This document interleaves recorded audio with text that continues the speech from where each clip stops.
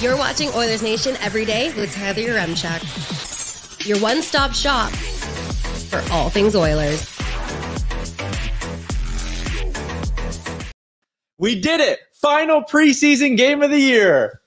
Woo! Let's get into it.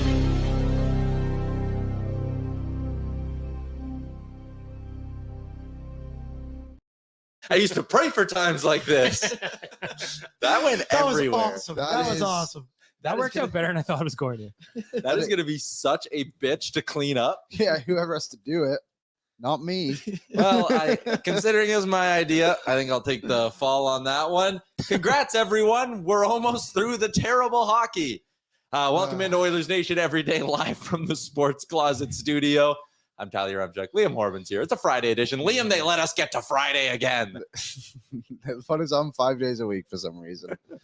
But we're here and we're ready. And unfortunately, everybody is cleared waivers. That means no more Devin Shore. The dream is over.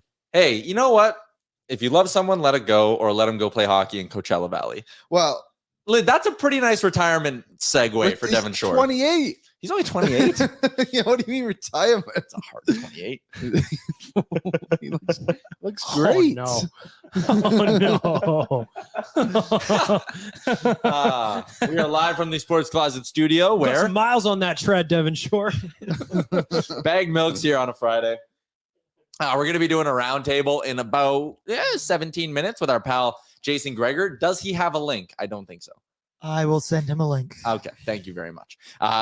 Gregor will be stopping by in about 17 minutes. There is paper everywhere. Studio's now a mess. But hey, it's the first Friday of the year for this show, so we're fired up. And again, no more preseason hockey. Today is the finale for the Oilers. We did it.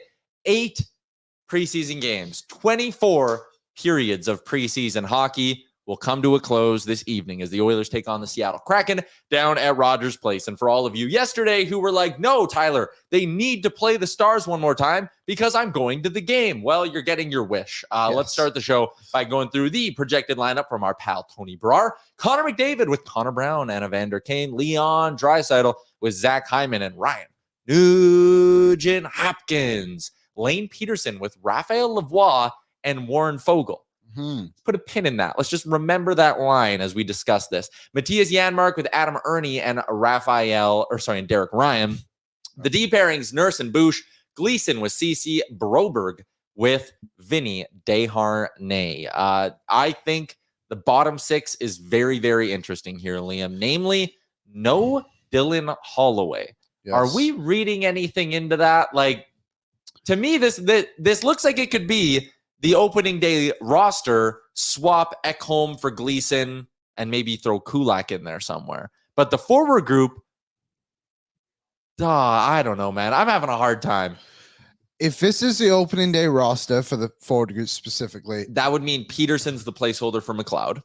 and Ernie is on the team, And Holloway's going down. and I would say that is a massive mistake by the Oilers if that is the case. I don't think it is, to be honest. I think they're just giving Adam Ernie the opportunity to prove himself one more time and then do whatever they're going to do with him tomorrow. But I think Holloway's on this team. I have no doubt in my mind. He's been too good. Yeah, He has to be. I agree with you. I probably was reading too much into it off the jump, so I'm happy you were there to calm me down. You're welcome. Balance me out a little bit. But yeah, the big news today, like that roster pushed to the side, the big news today is that Matthias Ekholm and Ryan McLeod were both skating. And Sam Gagne. And Sam Gagne was skating, but I mean, he's not going to factor into the opening day plans or anything like that. McLeod and Ekholm both on the ice. Ekholm led the stretch, which is usually a sign that like a player's good to go. They're kind of giving him an official welcome back. It sounds like the Oilers are going to have both those guys in the lineup game 1. That is the biggest piece of news today without a doubt. Because I mean, I know they said all the right things when it comes to Matthias Ekholm, but there always is still that lingering concern that like, is this injury worse than they're leading on kind of thing? There he is. Yeah, Looking good. You're always unsure until you see him, right? But Did you see the other tweet from Tony, though, about Ekholm? Or are you not reading into that? what did he say? Ekholm on playing the season opener. I cannot tell you right now. Ooh. Well, that's now I'm going to choose to not read into that. Maybe he just plays the home opener. Yeah, maybe. I mean, the big thing you don't want them to do is rush him, right? The Amen. last thing would be you let him come back when he's 90% and it lingers. And we're sitting here in November being like, oh my God, they got to put Ekholm on IR because he's still banged up. Like, or he looks terrible. Like, You know what I mean? So How old is Ekholm? 32? 32.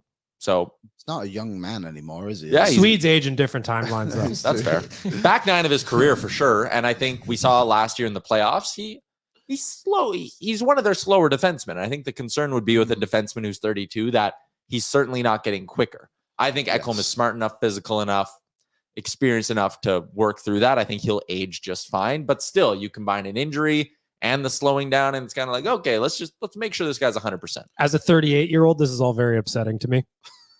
Yeah, 32 is very young. Still only my mid-20s, so my body is in full thriving mode. You look younger than Devin Shore, though. Well, I mean, as you mentioned, he had some hard miles there. Hard life. Listen, I love the guy. Pedal to the floor since the day he was born. Let's get over to the YouTube chat, which is brought to you by Century Mile Racetrack and Casino. Races every Friday and Saturday, which means tonight, if you're not going to the hockey game, you can go to Century Mile Racetrack and Casino. Tomorrow, there is no hockey game.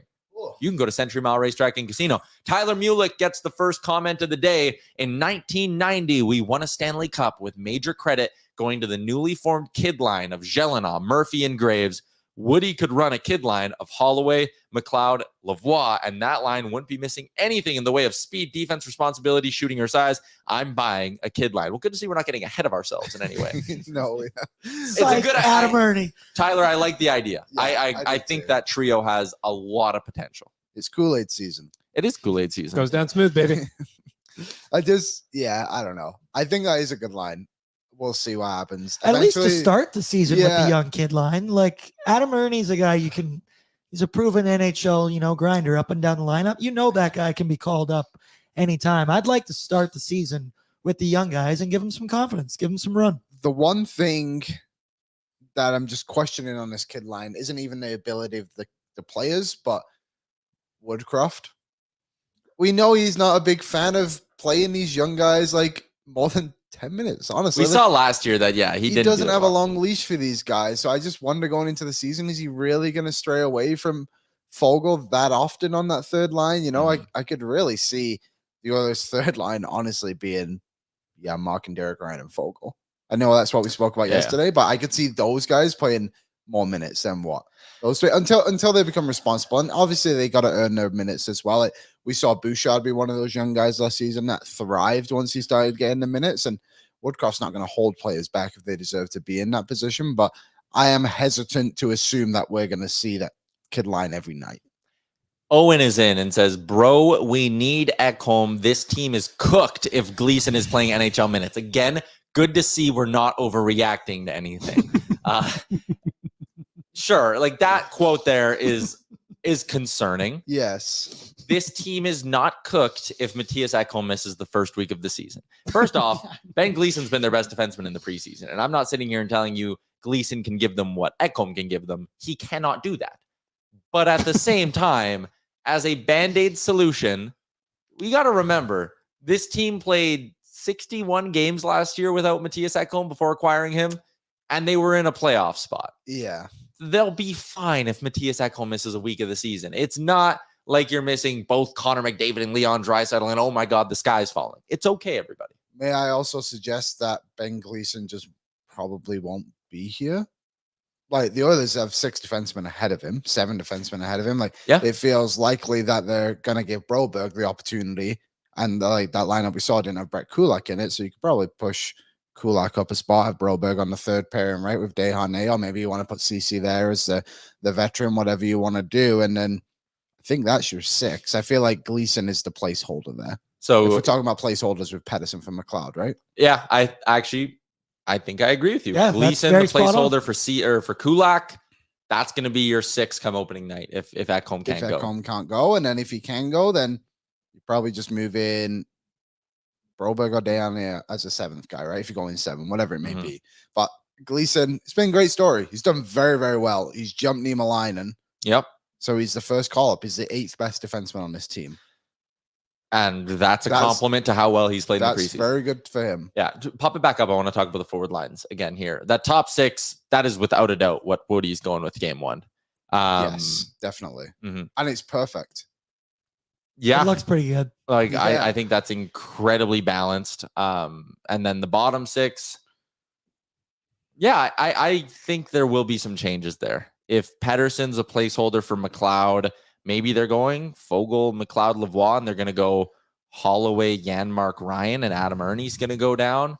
I don't know. It's a tough one to get a read on right now, but maybe it tells us that there's still something up for grabs tonight. Yeah, maybe it does. Maybe the reason they balanced this out, gave Ernie a shot with the 2 fourth-line guys, gave Pettersson a shot with 2 skilled guys is because they're going, hey, we don't know who's making this team yet.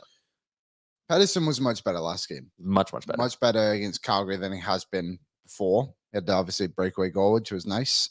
Better than Warren Fogle could do in that position. So, yeah, How dare you? Yeah, I know that was a bit of a This shock. is the year of Fogle, I believe. But Janmark at center again is interesting. That seems to be something they want to kind of roll with here. Obviously, if they think it makes sense, actually, because we spoke about Holloway going there. It's like, well, Janmark has played center in the NHL before, and having Derek Ryan just take the faceoffs kind of adds up. I actually don't hate that idea at all. Yeah, it'd just be a matter of who's playing on their wing, right? Do you like I think it's Holloway. I'd like giving Holloway a chance with McLeod and Lavoie. I really, really like that. I would too, but just going back to last game again, Holloway was on a wing with Janmark, I believe. Wasn't it Holloway, Janmark, and Lavoie? I think that's what the because line you won was. that board battle and then Oh no, sorry, it was Ernie. I can't remember what it was. We'll skip that. All right, you just want me to keep moving on? We'll table that. Yeah, I'll we'll look cut at that Liam. part I'll in get you post. an answer. We had a question in the chat that tied into fantasy hockey a little bit. Where was that one? It was from Darren, who said, minor chat poll. I have my draft tonight and wanted to hear your thoughts on goaltending. Do you think it's safe to pick Skinner or Campbell or neither because they will split? I mean, listen, if you're going early in the draft, you're not taking Stuart Skinner. I think Jack Campbell's actually a decent kind of sleeper depending on how deep your league is. Like I did a draft last night, 14 teams, but the limit's 2 goalies on your roster. So in that case, like, no, I'm probably not taking I didn't take Jack Campbell in that one. I want to stick with guys who are going to get a heavier workload, right? Yeah. I think if you're a league where, let's say you're a 12-team league and it's 3 goalies a team, so now you're looking 36 goalies deep. Yeah, you should absolutely be looking to take Jack Campbell and Stuart Skinner, especially if your league counts wins as a stat. Yes. If you get points for wins, those 2 are going to rack up a lot of wins this year. What was the thing you said before the show too about Vasilevsky? Being like, you could just take Vasilevsky earlier, put him on, right? Put him on your IR, and then pick up grab Campbell. A Campbell or a Skinner. Yeah. Campbell is probably a better option. Yeah. I'm a big fan of taking Andre Vasilevsky still in drafts if you have an IR spot. Kevin Woodley was talking about this on Gregor's show. The injury that Vasilevsky had, he also had it and had the surgery and everything. And he said, like, once that timeline was done of, I think it's 8-10 weeks, whatever it is, he's like, he was good to go. And he's like, I'm just a guy who plays beer league. Like, you got Andre Vasilevsky here. Like, he's going to be fine after. Like, I know there's some issues of, like, people think it's going to linger or is it going to be longer than that? It's like, by the sounds of it, like, this is a pretty successful operation he's going to have. And speaking of the Oilers and fantasy hockey, I wanted to handle that a little bit here because I know a lot of people are going to be having their drafts tonight. Evan Bouchard is the topic of our Sherwood Ford Giant question of the day. Shout out to Sherwood Ford the Giant and their fantastic mobile service center. It's one of the many reasons why you should make Sherwood Ford your dealership of choice. They'll come to you. Yeah. Exactly. Oil change, boom, right in your parking lot. It's done. The question is about Evan Bouchard, and I'm fascinated by this. I think he could very well be one of the best fantasy defensemen in the NHL this year. I think from a point production standpoint, if you're in a league that also counts power play points, I mean, value's going through the roof. Yeah, that's the big part. Like, knowing your league scoring is big, but shots on goal, he's going to be shooting the puck a lot. Top power play minutes. We just saw the line combos. He could be playing on the top pairing with Darnell Nurse this year. Even if he's not, he's getting a ton of minutes, and he's going to be getting a ton of minutes, even at 5-on-5 with Connor McDavid or Leon Draisaitl. I looked at daily faceoff. If you have goals, assists, power play points as your 3 stats, they have Evan Bouchard as the 30th best fantasy skater, forwards and defensemen. Really? Whoa. So what's the limit for Bouchard this year? What is the most, being realistic to an extent, what is his ceiling for point production this year? His ceiling for point production this year? Well, his numbers are kind of weird from last year, right? Because the first half of the season, he couldn't hit a barn door. Like, he couldn't score. You remember? Yeah, like, it was 40 points. Assassin. Yeah. 40 points. Let's say he gets 13, 14 goals. I'll say 65 points. 65 points. So to put that into context of last season in the NHL, 65 points would have put him 10th in the league, right behind Cale Makar, who only played 60 games. Adam Fox, Miro Heiskanen, Rasmus Dahlin, Brandon Montour, Dougie Hamilton, Quinn Hughes, Josh Morrissey, and Erik Karlsson all finished ahead of him. I'm going to go higher than that. I figured. I look at a guy like Brandon Montour, very good defenseman, very good offensive defenseman. Very good last year. He had a great season last year. You're going to tell me Evan Bouchard can't do what Brandon Montour did last year? 16 goals, 57 assists. Like, he could just be racking up apples. And with that, looking at Montour, that was 33 power play points. You look at Evan Bouchard last year. I mean, he didn't even get to play on the power play for the full season. And he put up power play points. I just lost it on my screen. He had 13 power play points. And he basically played the last quarter of the season, 21 of the 82 games with the top unit. Prorate that to a full season. I mean, we could be talking about 40 power play points from Evan Bouchard this year. I think 70 points is very, very attainable. I think 75 is my outer marker for Bouchard if he plays all 82. I think he can be I think he could be a 20 goal, 55 assist defenseman this season. I wouldn't put it past him. That's where I was going. I was going to say 15 goals, 60 assists, roughly 75 points. Now that 15 goals, though, I could see that go up even higher. The man has a CNI shot. You're playing on the best power play of all time. Yeah. And the sky's the limit for this guy. It really is. Last year, 9 defensemen in the NHL hit the 15 goal mark. And again, of those guys, the most power play goals was Dougie Hamilton and Roman Josi. They both had 8. Aaron Ekblad had 8 as well. So I think Bouchard, just with the power play alone, like 70 plus it sounds crazy, but it's not that crazy. Baggedmilk, you're here early for the roundtable. What's your outer marker for Bouchard? What about his contract 2 years from now? Ah, damn it. I'm going to say 65 points. Okay. I think that, but the goal total is going to be interesting. I wouldn't be surprised if he kisses 18 goals or something like that. I think he get close to 20. He's going to be PPQ. McDavid's the quarterback on the power play. We know that, but he's going to be a tee-off option for McDavid and Draisaitl on the blue line. That is an opportunity very few players in the league have. So I'm going to say 18 goals, 65 points. 18 goals, 65 points. Yeah, I think that's, again, a really fair mark. I think 65 plus is kind of the benchmark here we could be looking at. Looking at his numbers in terms of defensemen since the Matthias Ekholm trade on February 28th. Where is he? Oh, yeah. Like the power play numbers are what really jumped off the page and all that, but he was 8th in league scoring. 8th in league scoring from when they got Ekholm. So again, you kind of translate that over 65 plus points. It seems pretty realistic. Let us know on the YouTube. What's your outer marker for Evan Bouchard next season? Tyler Mulick, set the over under at 64.5. I would take him. I would take the over on that.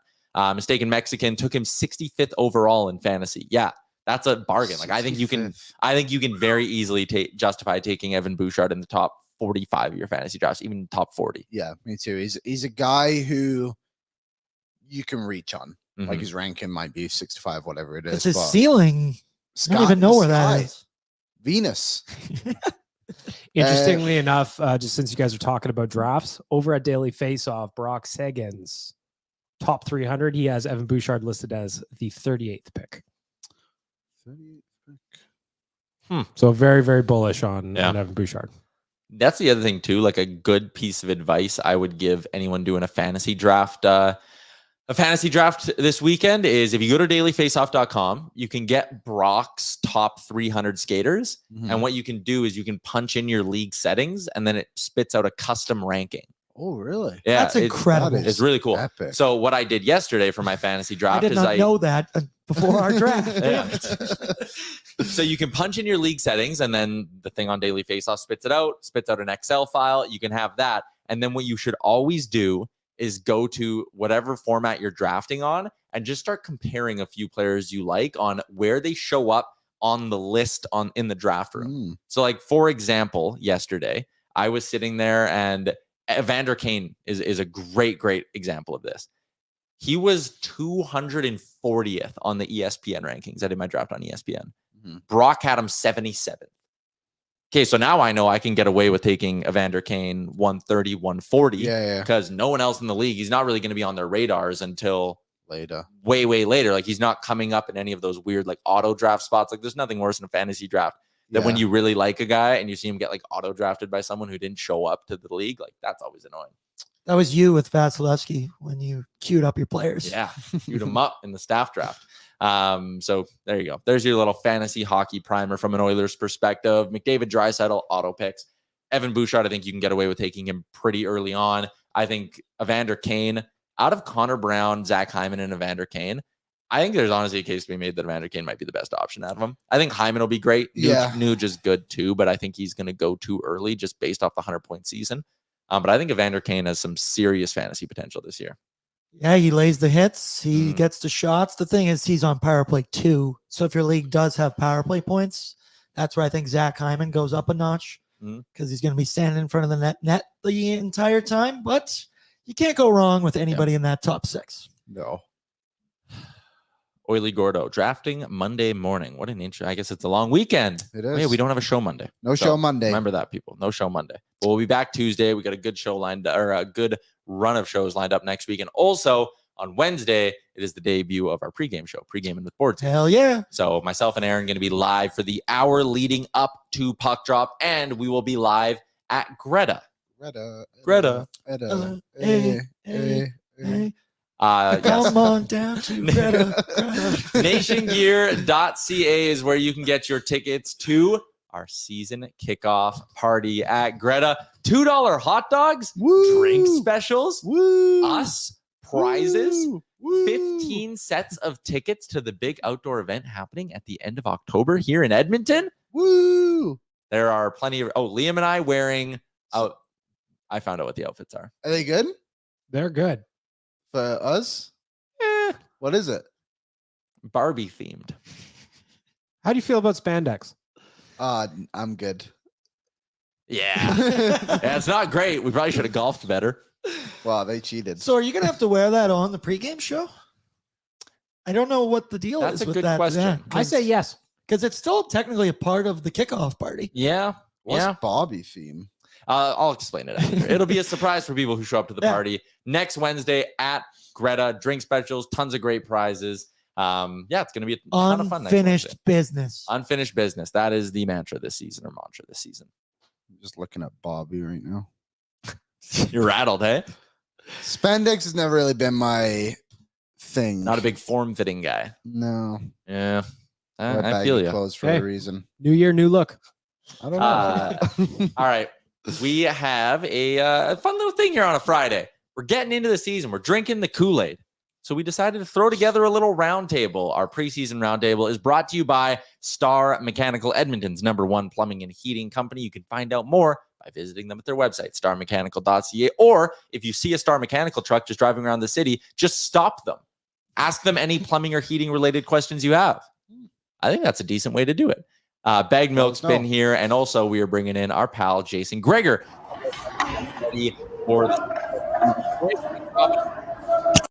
It's good, fellas. What's going on? You're live at the rink as the Oilers get ready for their preseason finale. So let me start with this. Do you think there's anything still up for grabs in terms of roster spots heading into this final preseason game, or do you think everything's kind of settled? Well, no, there's one spot, whether it's Lavoie or whether it's Peterson. I know everybody in Edmonton, Oiler fans, are like, "Oh, Lavoie he'll get claimed for sure." No one knows that for sure. Look at Sokolov, who just went through waivers. He has back-to-back 50-point seasons. He's 6'3", 220-pound right shot winger.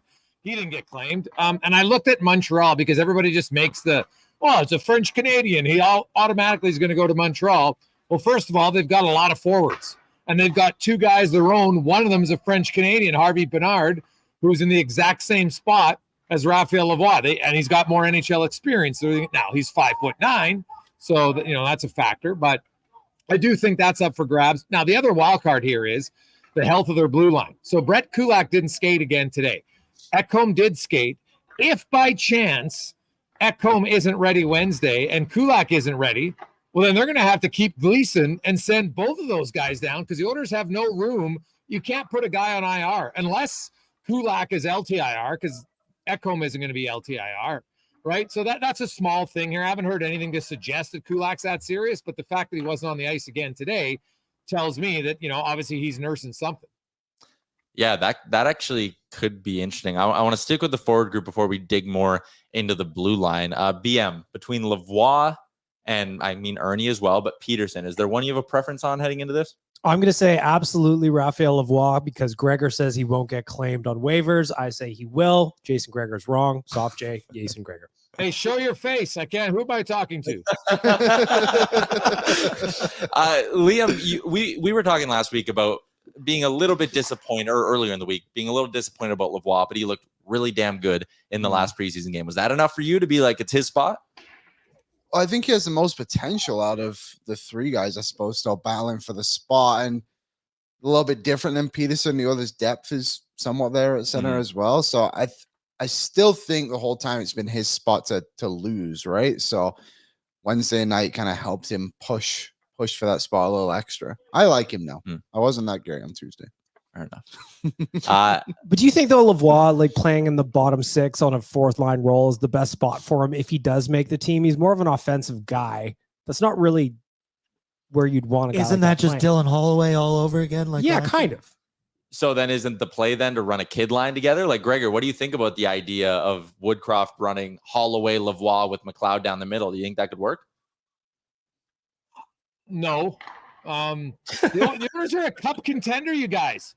Stop with this. Oh, young guys got to play. Good teams, the young guys start at the bottom and they work their way up. Unless you're Cale Makar or some superstar, like the time in Edmonton to just gift young guys is beyond it. It is like Evan Bouchard. He was able to develop even though he didn't play a lot of games. Remember when everyone's like, "Oh my God, they ruined his development." Yeah, I'm pretty sure he's okay. So no, I'm not running a kid line to start the season over, like Raphael Lavoie's been okay. It's preseason, guys. Like, let's play 10 NHL games against NHL lineups before we want to anoint Raphael Lavoie as the next great hope. Like, look at Dylan Holloway. He kicked ass in the preseason last year and then didn't do a whole lot. Now, ice time, whatever, that played a factor for sure. But the Oilers are winning. The Oilers' goal here is to compete and win for a cup. And young guys are going to have to start out at the bottom. That's the reality of a cup team. Like how many rookies were in Vegas last year, right? How many rookies were in Tampa Bay? Rookies aren't really usually the guys that are helping you win a cup. Yeah. Tyler Mulick in the chat said throwback to the 1990 cup run for the Oilers, though, and the line of Gelinas, Murphy, Graves. It's worked in the past year. How many of them were rookies? Fair enough. Yeah, they had a little bit more. They have a little bit more experience. Yeah, that's the point. Like, if you want to go with a young line in a few years, 100%. But the young line can't be Raphael Lavoie with 0 NHL games, Dylan Holloway with like 50 NHL games, and be like, "Hey guys, this is going to be great." Now, if we're talking at the end of the regular season and Raphael Lavoie has played 70 games, and is maybe been a revelation, great. But I don't see him starting the season there. And the other thing is, Raphael Lavoie hasn't done anything yet that's going to say, "Hey, guess what? Warren Fogle, you automatically get bumped to the fourth line because you're not the new shiny toy." That's just not how coaches function. Gregor, do you have any? Do you think the Oilers at all will watch the waiver wire, or just people being released from PTOs and maybe look at that angle for filling out the bottom six, or do you think it's kind of the group that's here right now? They're going to kind of pick and choose from those guys.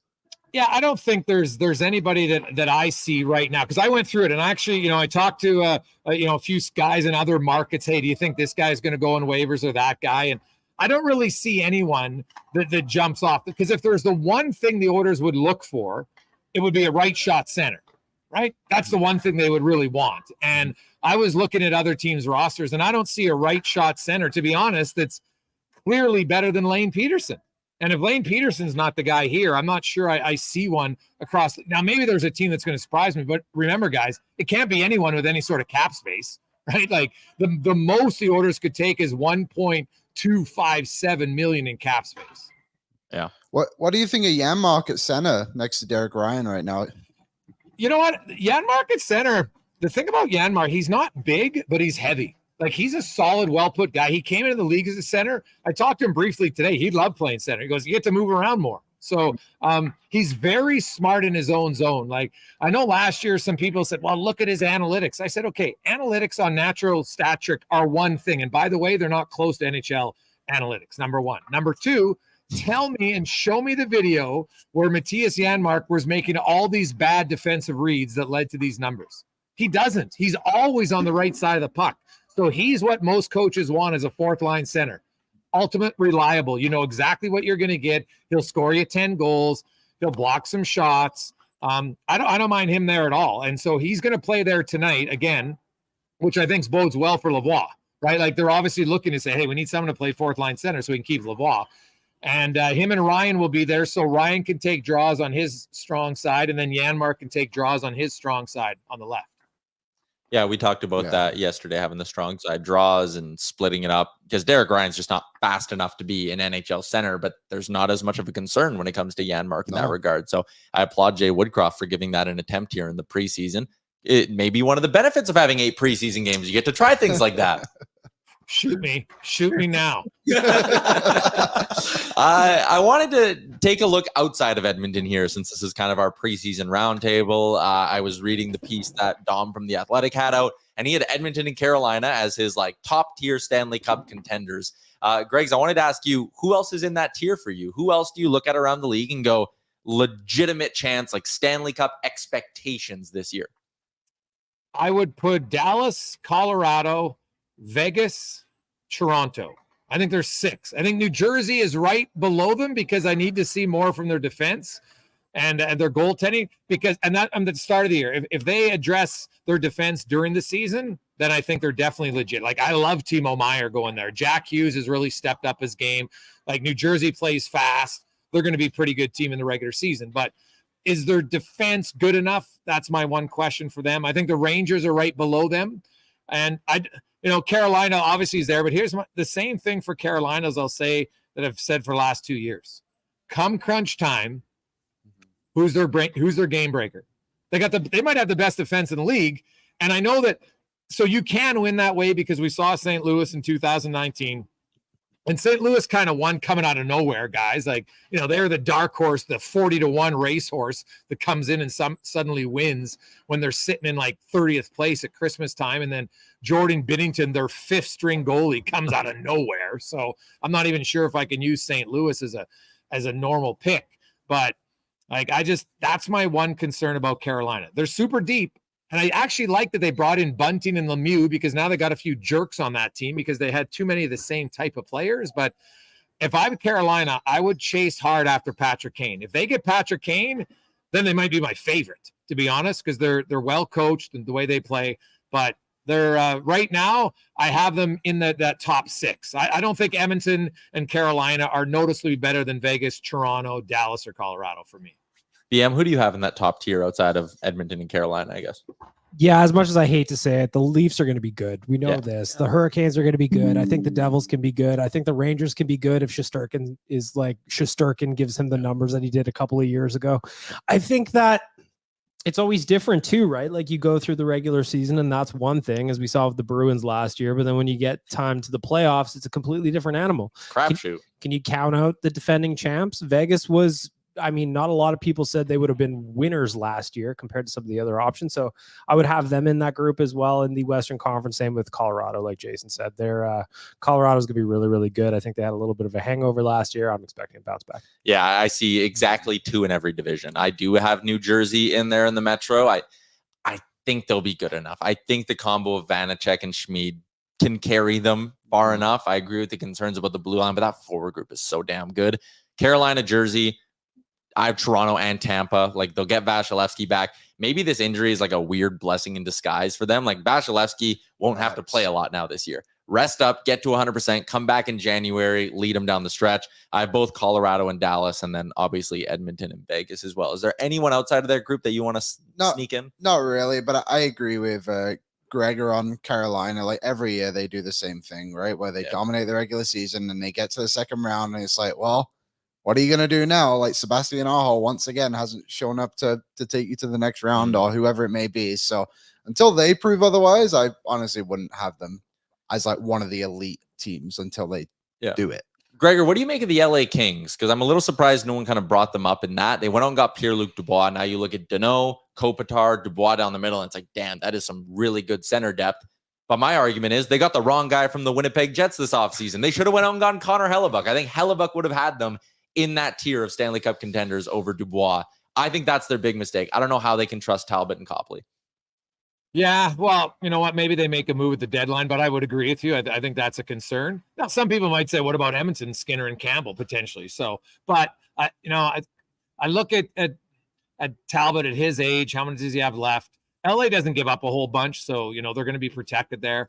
The thing about LA, now it depends who they play. They're just not a good matchup for Edmonton because their centers, as good as they are in LA, Edmonton's 2 centers are way better. That's just a fact, right? Now, if LA matches up against Vegas in round 1, I think that's actually a better systemic and style matchup for LA, and they could probably give Vegas a little bit more trouble. So I have LA as a team that, would I be stunned if they won 2 rounds and got out of the Pacific? No, but I just think they're like the number 3 team. I have them, the Rangers, as 2 teams that are very good that I think are playoff teams, but probably finish 3rd in their division. And it's going to be tough to have to beat both the 1st and 2nd seeded teams just to get to the conference final. Little mini edition of buy or sell. I'll start with you, Baggedmilk. You got to buy on one, sell on the other, Calgary and Vancouver and their playoff chances. Which one do you think is a better shot of bouncing back in? I prefer both teams got hit by a meteor, but like to answer the question, I think that I would buy the Flames to rebound more than the Canucks. They just have so many players that had abysmal seasons last year under Daryl Sutter. Huberdeau dropped like 7 or 60 some points. Yeah, like I'm expecting Huberdeau to be better. I'm expecting Kadri to be better. So if I have to pick between the 2, I'm picking the Flames on that one. I want to say that too, and like the vibes down there seem way better. It's so hard to look at Vancouver and go, man, Quinn Hughes, Elias Pettersson, Thatcher Demko, like the 3 pillars are there. How can they not be better? I like Rick Tocchet.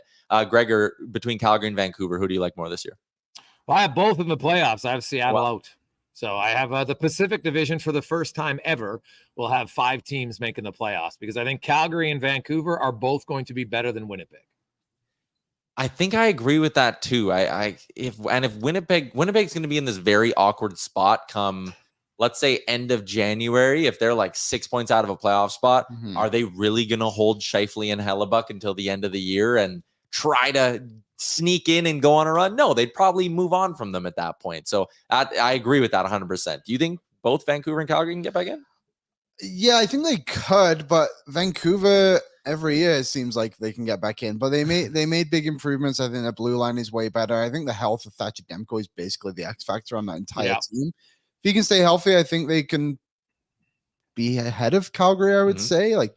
But Calgary again, like it's similar story, isn't it? Like Markstrom, you don't really know what you're gonna get. Never know. So I would buy. I think I would buy on Calgary though if I had to make a pick today, which I do.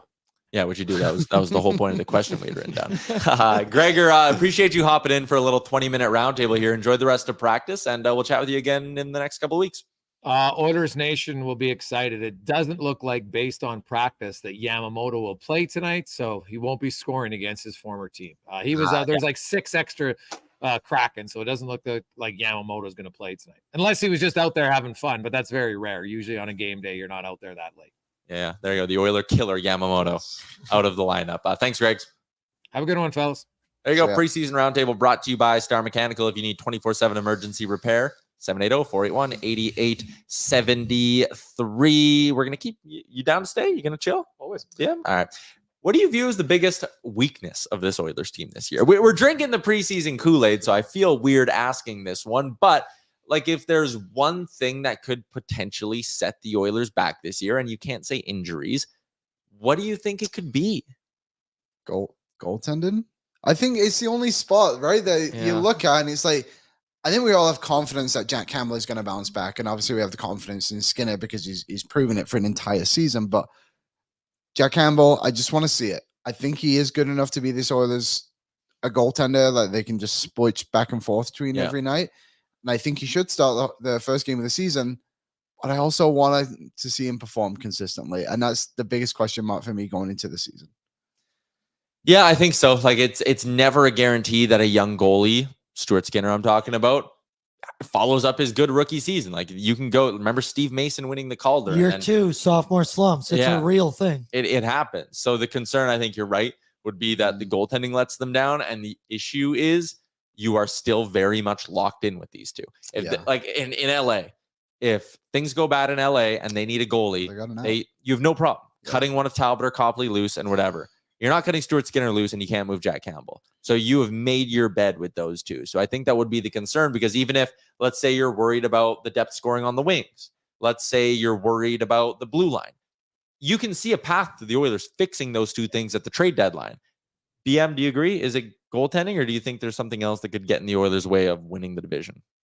Well, I mean, the answer is injuries, but since you said we can't say that, like goaltending is one for sure, but I think it's going to be possible. I think they're going to give us league average goaltending, which is going to be fine and good enough. My major concern is what we kind of had going into the offseason, and I'd say it's probably the defensive depth. Like if you look at this, like the bottom six right now today without Matthias Ekholm in it is very, very different.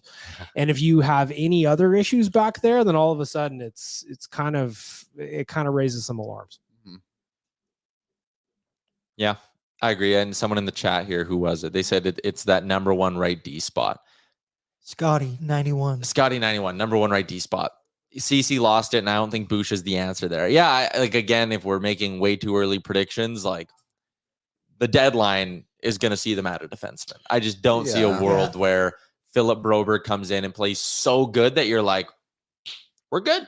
Defense is looking elite. Like, I think he could be fine, but I think the likely scenario is you're shopping for a right-handed D at the deadline. So my worry is kind of the defensive pairings. It's Cody Ceci. I'll be honest. That's where it's the end of last year. I felt I saw his game kind of dipping a little bit, and it didn't give me a lot of confidence. And now with no Kulak to start, no Ekholm right now, I'm a little tense. Yeah. There you go. Big shout out to Gregor again for hopping on the preseason roundtable. We are live on the Oilers Nation YouTube, where we only have 57 likes. Liam, we need to get that number up. Yes, if you're watching 100 minimum today, people. If you're watching on the YouTube, hammer that like button, or if you're watching on Facebook, make sure you hammer. What is it? Hit the star button. Gold stars on Facebook. Star. Hit the stars. Hit the star. Kelly is in there and says CC is fine. I agree. CC is fine.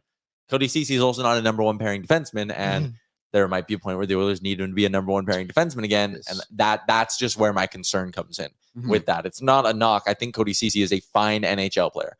I don't know if a Stanley Cup caliber team trusts Cody Ceci with 25 minutes a game. No, I know they don't. Yeah, you should not. He'd be the perfect third pairing D guy. Agreed. Him and Kulak, I think, would be a nice third pairing. Yeah, unless we're going to like quadruple overtime, Cody Ceci shouldn't see that much. Then the other thing is, if Ceci's going down playing on the third pairing, well, you already have Vinny Desharnais there, and he's $2.6 million cheaper or whatever. Like, you can quickly see the math to Cody Ceci getting Tyson buried at the deadline. Yes, you're getting a little ahead of ourselves, though. Maybe the right side talking deadline. The right side is ahead. Like the right side on defense is a concern in general. Yeah. Because again, there are like not to go all J on everyone, but like Bouchard, like sometimes is a little scrambly in his own end. I love his first pass. I love his ability to defend off the rush, but there are points where you're watching and you're like, where are you going, buddy? Yeah, floating around a little. Live by the sword, die by the sword. Yes, amen, brother. Yeah. Let's move along a little bit. Let's table the hockey talk for a while. But there is some interesting stuff in the YouTube I do want to get to. But let's get to our Betway other sports report for the day. We talk about fantasy hockey. If you're a fantasy football player, Cooper Kupp going to make his season debut for the LA Rams this week. If you're a fantasy football player and you had DJ Moore last night, you had a good night. I am in 4 fantasy football leagues. Oh, yeah. I have DJ Moore in 3 of them. I played DJ Moore in the 4th. So fantasy football gods giveth, fantasy football gods taketh away. But yeah, DJ Moore goes off 52 fantasy points. I believe in full PPR is like 52. Yeah. So full PPR, that is going to be one of the best performances of the year ever. Yeah, I feel like I already lost my matchup before it even started. I'm trying to think of guys who have done 50 plus in a week. Keenan Allen he had 49 a couple weeks ago because he threw that touchdown. Oh yeah. But a couple years ago, Joe Mixon had the 4 TD game. I guess Raheem Mostert this year. Alvin Kamara in that Christmas Day game, he scored 5 touchdowns. Yeah, Le'Veon Bell did it a few years ago too. There's been a few. Let's give our NFL picks for the week. The NFL week gets going early on Sunday, 7:30. Bills, Jags. I'm waking up early. You gotta. Bills are 5.5 point favorites. I love that line. Is it a Toy Story game? No, it's just a normal London game. But I think the Bills are one of the best teams in the league. The Jags have looked pretty inconsistent. What's the line at for that? 5.5. No, sorry, the total. Oh, I'm big 48. on Lunders. 48 and a half. I'm big on Lunders because it's London so much unders? travel. So much travel. Yeah. It's just they're Well, not. maybe they that haven't- benefits the Jags. But the Jags have been there. That's They've right. been there Yeah. for 2 weeks, and then they go on to bye next week. but also like I think from like Toronto to London, isn't that only like an 8.5 hour flight?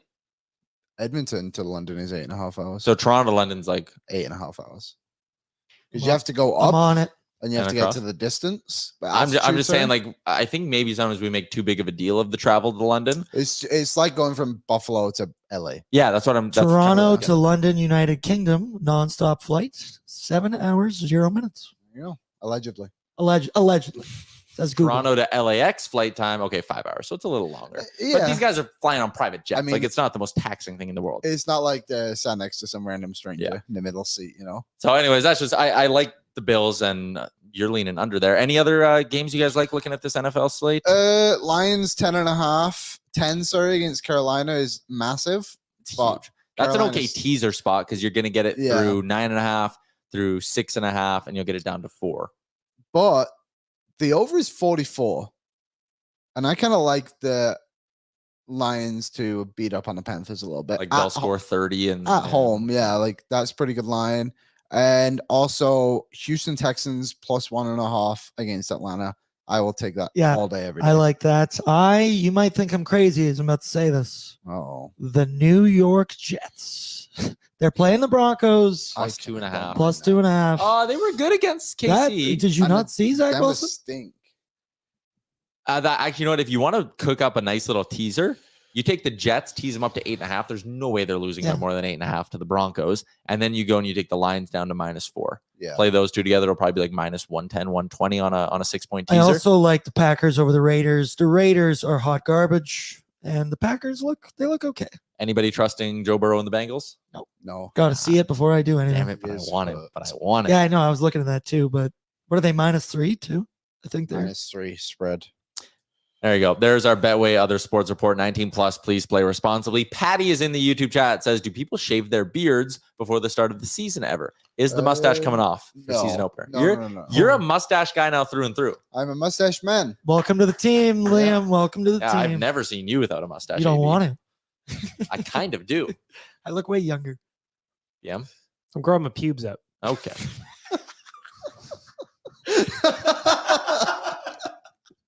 There you have it, folks. A lot of talk in the chat as I try my best to transition out of that.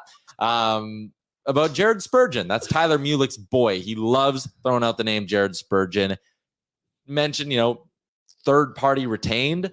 I have a hard time viewing Jared Spurgeon as a potential option for the Oilers just because of that cap hit. $7.575 million on the cap for this year and 3 more. So that means you'd be paying 37-year-old Jared Spurgeon $7.57 million. What third party is going to be like, yeah, we'll take $2 million of that for a little bit? I don't view him as an option. I think you are dealing, if you're the Oilers at the deadline, strictly in the rental market because you don't have a ton of money next summer. How long is left in his contract, you said? 4 more this year and 3 more. And he's the captain. Yeah, no He's move from clause. Edmonton. Yeah, well, I know. Good Well, I know. Edmonton boy. I don't hate that. Homecoming. Does this No, not feel like the same conversation we had last season about Colin Parayko? Yeah, like you love the fit, but the Yeah. contract just makes it Just- absolutely impossible to do. Doesn't add up to me. If we want to talk about some guys who are on expiring deals who could potentially be fits for the Edmonton Oilers, the problem is a lot of them, just looking lightly at this list, a lot of them play on potential contenders. Yeah, that's Um, a thin market. Yeah, like Tyson Barrie in Nashville. We talked about that. Bring them back. I'm in. He's not exactly a solution, though, when you look at what they would need. Vibes wise. We just got to ask a different question then. yeah. I think Dylan DeMello. That's probably our guy. No, Yeah. I think that's just it just kind of makes sense. Yeah. My ideal, but unfortunately it's not going to happen because he's going to be playing on one of the contending teams, would be Brett Pesce. Yeah. Unless Carolina wants to do something crazy at the deadline and like really mix things up, I agree. Brett Pesce would be awesome. We had someone, Bassam, asked in the Facebook chat, whatever happened to us signing Pesce. I mean, as a free agent option next summer, maybe. Those were some fun rumors. Those this were summer, fun though. rumors. Yeah, It they was were a good time. I don't really see a lot of other options. Like it's going to be a really weird trade market, but At the same time, you never know who could be available. I'll throw you a sleeper name for a team that I think is going to be bad next year, or could be bad, I should say. What about Brandon Montour when he comes off IR? And the nice part about him, he's a pending UFA and he only makes $3.5 million next year. So if you were to go to Florida and be like, hey, you're not going to re-sign him, we'll give you Cody Ceci to make the money work. You keep $1 million. Here's a first-round pick. I mean, it would work, but wouldn't you just go get Tyson Barrie? Is he what we need? But his Montour moves a little bit better. Maybe, but at least Barrie would come in and know what he's got to know everything, right? Yeah, but is a third pairing of Barrie and Kulak good enough? Montour, I don't know. I don't really good. I don't know if I would do either of them if I have to be completely honest. I just think they're probably going to need like more of a shutdown guy. Yeah, they probably will. Probably will. Someone says that's probably a topic to ask Frank. Well, next time we see him, we'll see what he says. Christopher Palmer, speaking of offseason rumors, Carter Hart was a fun rumor. Look at him going to potentially LA. That'd be something. That'd be the big midseason splash the Kings would probably need. Did Philadelphia want to be bad? No, they don't, which is the hilarious part. Like, I feel like they do. Just authentically terrible. Like, this team is actually not bad. Like, they actually have a lot of good players that should be like Sean Couturier. I know he's kind of injured and whatever, but like Cam Atkinson, he's a decent player. Travis Konechny, Joel Farabee's okay. Scott Lawton's decent. But like that's the problem is that they're good enough to get to 80 points, but they're not good enough to win. Carter Hart's going to win them so many games. Yeah, and they're going to hate it. And they have Torts, who always gets the most out of his teams, like all of that. Right. Yeah, they should have packed it in, but they are too proud in Philly. Sergeant Battle just randomly drops in, and it's Gleason season. It could be. Gregor, BM, are you a little scared after hearing what Gregor says about Kulak and Ekholm and the fact that the Oilers like don't have cap space to bring other guys up? Yes, without question, 100% yes. Like, I mean, the results in October don't generally mean anything anyway in the NHL, but you don't want to start off in a hole. Yeah. So yes. Yeah, I'm way more concerned about that than I was an hour ago. Yeah, I didn't like that part when he brought that up and kind of clicked in your brain of, oh yeah, what are we going to do if that were to start the season like that? Because like if neither of them are LTIR eligible, you're sitting there playing. We're playing. You're playing what? What's your roster? 11-6, potentially. You're kind of hooped. Yeah. Like what happened to starting the year absolutely hooped like that? Oh my! Like what happened to Ekholm before the preseason started being like, oh no, he'll be back at the back half of the preseason. It's just a minor hip flexor. It's fine. That's a good Swedish accent. Yeah, that was Bork. Yeah, not good. We'll see. We'll see what comes of it on Monday. I'm still picking up pieces of paper like everywhere around. Yeah, I took a photo of you two, and that's a mess underneath you guys. Can't really see. So much paper.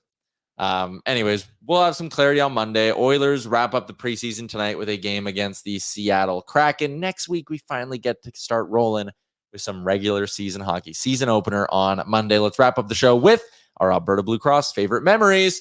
Alberta Blue Cross.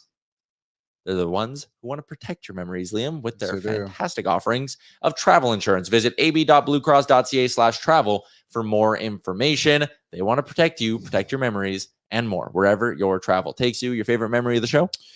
Oh, my favorite memory of the show. Probably the confetti was big. That was a good little part of it, I think. I liked Gregor hopping in with his bright green glasses. Matched his suit jacket. Yeah.